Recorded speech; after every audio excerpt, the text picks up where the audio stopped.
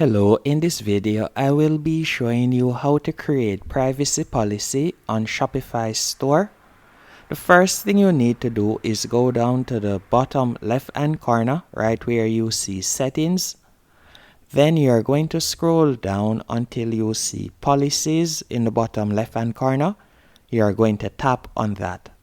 After you have done that, you will be redirected to this page.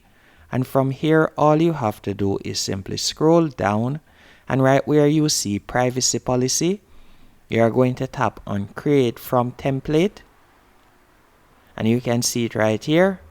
And once it is to your liking, you can simply tap on save in the top right hand corner, or if you would like to make some edits, you can simply tap on the section that you would like to edit and you can make the changes.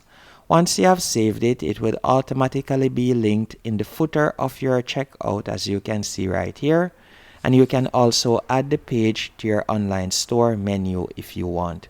Hope you found this video helpful and informative.